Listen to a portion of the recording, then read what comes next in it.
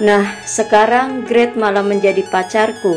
Aku tidak pernah berpikir untuk tidak menerima cinta yang ditawarkan Grete, hanya karena dia bekas pacar Aurora. Kalau memang aku dan Grete saling menyayangi, mau apa lagi? Lagi pula aku berpikir bahwa ini adalah rahasia Tuhan dan atau mungkin keinginan Tuhan. Puaskah aku menjalani kehidupan sekarang? Orang mungkin akan berpikir kalau aku begitu menikmati hidup yang sekarang. Mereka berkata, alangkah enaknya kehidupan Amara yang sekarang. Segala sesuatu bisa diperoleh mudah, namun bagiku tidak demikian. Duniaku sekarang menjadi asing. Amara yang sekarang hidupnya terikat oleh segala macam jadwal-jadwal yang ada di agenda seorang manajer. Lebih banyak berpura-pura dan menipu diri sendiri. Saat tubuh dan jiwaku lelah, aku mesti tetap tersenyum dan ceria di depan fansku, yang terkadang selalu menguntit kemanapun aku hendak pergi. Ironisnya lagi, aku lebih dikenal sebagai Aurora 2 dibanding sebagai Amara. Seperti senja ini, saat lembayung merah mulai membayang, di balik kemudi yang aku parkir di sebuah kawasan puncak, aku banyak merenung dan berpikir. Dalam relung hatiku yang paling dalam, ada hasrat untuk segera meninggalkan dunia yang serba gemerlap ini. Aku sudah jengah menghadapi 1001 gosip yang dihembuskan oleh media, yang sebelumnya tidak pernah mewawancaraiku. Di antaranya aku mendompleng dan memanfaatkan kematian Aurora. Ya Tuhan, padahal aku telah berjuang mati-matian untuk mengubah image bahwa aku duplikat Aurora. Selain gosip, aku dipusingkan dengan persoalan lain. Sutradara dan kru masih saja membanding-bandingkan aku dengan Aurora. Mereka selalu bilang kalau Aurora itu begitu, gak seperti aku yang begini-begini. Gila, padahal aku kan bukan Aurora. Kalau memang mereka masih menginginkan Aurora, ya hadirkan saja Aurora kalau memang bisa. Begitu juga dengan Grete. Lambat laun sikapnya yang dulu manis dan mau melupakan Aurora mulai berubah. Tadi siang aku bertengkar hebat dengannya. Belakangan ini Grete selalu menganggapku sebagai lagi-lagi Aurora. Dia menuntut agar segala sikap dan perhatian yang kuberikan padanya setidaknya harusnya bisa menyamai Aurora. Grete seolah-olah dia memacariku hanya karena ingin menyambung percintaannya dengan Aurora, yang endingnya mengambang. Ah, bodohnya aku tidak menyadari sejak dulu. Pikiranku semakin mumet saja saat aku baca kutipan seorang peramal dalam sebuah majalah hiburan. Lewat prediksinya itu dikatakan bahwa seseorang yang dianggap Aurora sebagai penggantinya akan menemui nasib yang sama seperti yang dialami oleh Aurora, sama-sama mengalami kecelakaan. Sialnya, entah mengapa aku terpengaruh oleh prediksinya yang sableng itu. Untuk menenangkan perasaanku, aku raih buku harian dalam tas punggungku. Lalu pada halaman terakhir sekali, aku mulai menulis.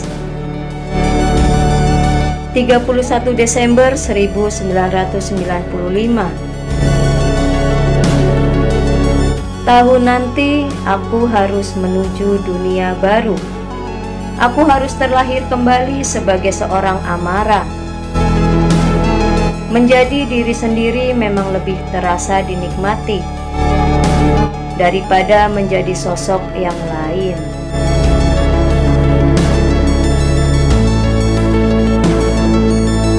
Aku tak bisa menikmati hidup seperti Aurora. Maafkan aku, Aurora. Aku tidak bisa melanjutkan peran sebagai dirimu. Kamu mungkin tahu, terlalu lelah bagiku untuk itu. Aku bukan Aurora, bukan dirimu, dan kamu pun bukan Amara. Namaku Amara, bukan Aurora.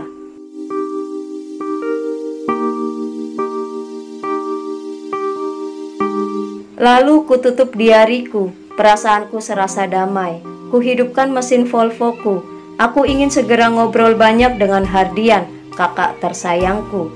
Selepas itu aku ingin tidur sepuasnya tanpa terganggu oleh siapapun, termasuk pager dan handphone. Sejak detik ini telah kuputuskan untuk menjadi seorang Amara kembali, menjadi diriku sepenuhnya. Beberapa saat mobilku melaju, tiba-tiba saja kepalaku menjadi gelap. Samar-samar ada sebuah bis dari arah yang berlawanan tampak berada di depanku. Samar pula aku dengar dentuman dahsyat.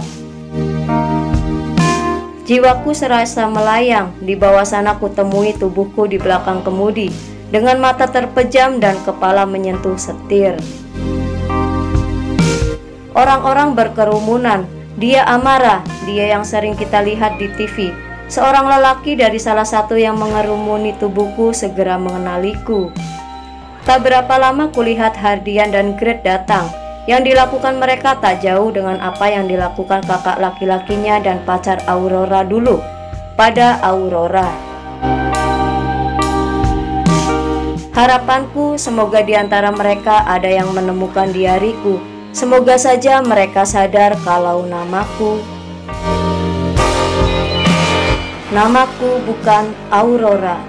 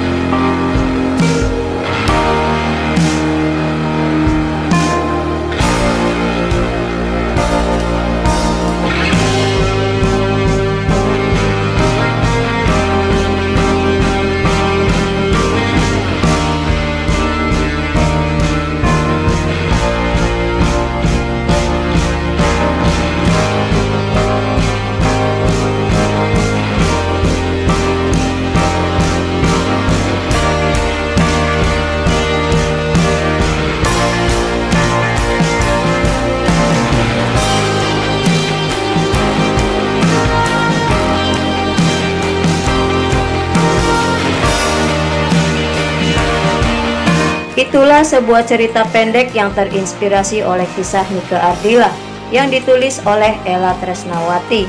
Cerita ini hanya sebuah karya yang terinspirasi dari kisah almarhumah Nike Ardila.